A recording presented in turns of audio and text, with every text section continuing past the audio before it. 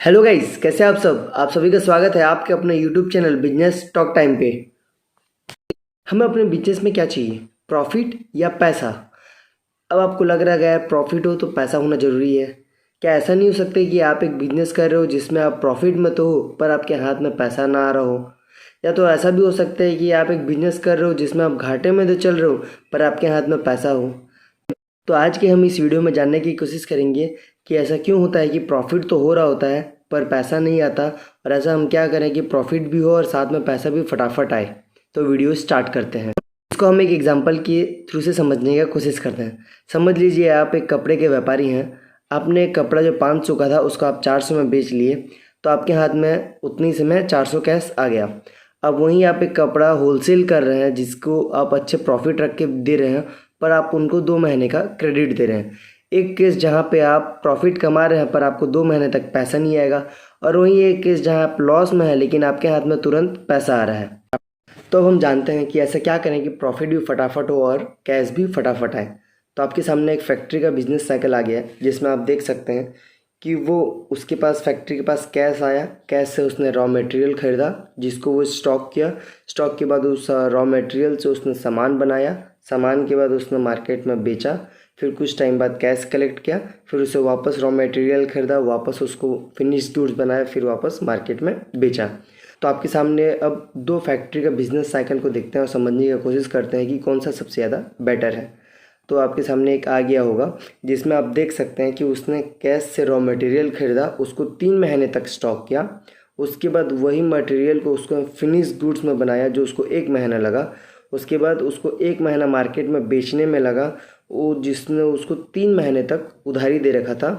3 महीने के बाद उसके पास पैसा आया, फिर उस रॉ मटेरियल ख़रीदा, 3 महीने तक स्टॉक किया, फिर प्रोडक्शन में 1 महीने लगाया, फिर 1 महीना उसको मार्केट में बेचने के लिए लगा, फिर 3 महीने बाद फिर वापस पैसे कलेक्ट किया।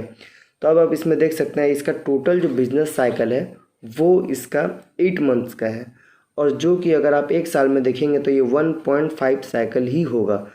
अब हम दूसरे फैक्ट्री का बिज़नेस साइकिल को देखते हैं जहाँ पे फैक्ट्री ने कैश से रॉ मटेरियल ख़रीदा, उसको बस उसने 1 महीना तक स्टॉक किया।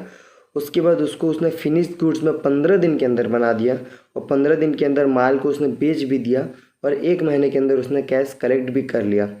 तो इसमें आप देख सकते हैं कि इसका ये टोटल जो साइकिल है वो 3 महीने का है। मतलब आप देखेंगे तो एक साल में ये सेम 4 साइकिल तक कर सकता है, वहीं फैक्ट्री वन खाली 1.5 साइकिल तक ही कर सकता है। इसमें अगर आप एक चीज़ देखेंगे तो कैश से इन्वेंट्री, इन्वेंट्री से फिनिश गुड्स, ये फैक्ट्री वाले के हाथ में रहता है कि वो रॉ मटेरियल को कितने महीने तक स्टॉक रखे, या तो फिर उससे प्रोडक्शन को कितना फटाफट करे। खाली जो बस एक डिफरेंस हो सकता है वो ये कि मार्केट पे ये कितने टाइम तक उधारी दें। फैक्ट्री ये जो 3 महीने तक का उधारी दे रहा है, ऑब्वियसली बात है उसके पास प्रॉफिट तो ज़्यादा हो रहा होगा, पर फैक्ट्री भी जो 1 महीने तक का उधारी दे रहा है उसका प्रॉफिट तो कम हो रहा होगा, पर वो ये बिज़नेस साइकिल को 4 महीने तक कर सकता है जिससे कि फैक्ट्री से इसका प्रॉफिट ऑब्वियसली ज़्यादा होगा। ये उसी लेवल में रॉ मटेरियल्स भी बहुत खरीदेगा, प्रोडक्शन भी इसका अच्छा खासा होगा, और मार्केट में ये माल भी बहुत ज़्यादा बेचेगा। ये सेम चीज़ देखेंगे तो ये सबके बिजनेस में भी होता है। कोई किसी को 15 दिन का क्रेडिट में देता है तो कोई किसी को 2 महीने के क्रेडिट में देता है। वो सेम चीज़ अगर आप देखेंगे तो उनका साल भर में बिजनेस साइकिल काफ़ी कम होता है। आप अगर किसी को 2 महीने के क्रेडिट में देंगे तो 2 महीने के बाद आपका पैसा देगा, फिर सामान लेगा, फिर 2 महीने के बाद आपका पैसा देगा, तो खाली साल भर में 6 साइकिल होगा। अगर वहीं आप किसी को अगर एक एक महीने की उधारी देंगे तो ये 12 महीने तक होगा। मतलब आज के डेट में आपने उसको सामान दिया, ठीक 1 महीने के अंदर उसने आपको पेमेंट कर दिया, फिर नेक्स्ट मंथ फिर सामान लिया, फिर पैसे दे दिया। पर इसमें डिफरेंस ये हो जाता है कि प्रॉफिट इसमें मार्जिन कम हो जाता है, क्योंकि अगर हमको ज़्यादा प्रॉफिट रखना है तो ऑब्वियसली बात है मार्केट में सामान भी हमको थोड़े टाइम तक उधारी देना पड़ेगा। और ज़रूरी नहीं है कि हम सेम सारे कस्टमर के साथ करते हो। किसी को हम 15 दिन का उधारी देते हो, किसी को 2 महीने का उधारी देते हो, किसी को 4 महीने का उधारी देते हो। पर जिस बिजनेस में 70% लोगों को अगर हम 3-4 महीने का उधारी देते हो तो उसमें हमारा प्रॉफिट तो होता है पर कैश नहीं आता। हम किसी बिजनेस में अगर 70% को 15 डेज़ या 1 महीना या 1.5 महीने का उधारी देते हो तो उसमें हमारा प्रॉफिट भी होता होगा और पैसा भी फटाफट आता रहता है।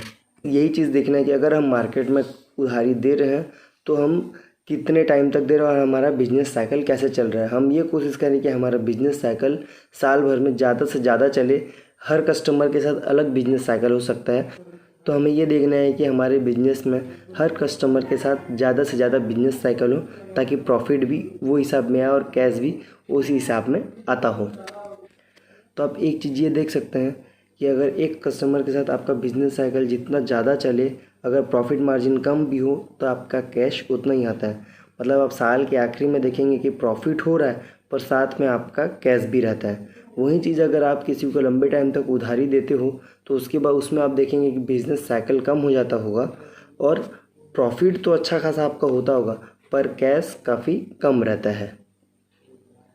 तो हमको अगर प्रॉफिट प्लस कैश कमाना है तो हमें ये चीज़ सबसे ज़्यादा देखना पड़ेगा कि हमारा कस्टमर के साथ बिजनेस साइकिल जितना ज़्यादा से ज़्यादा हो तो उतना बेटर है।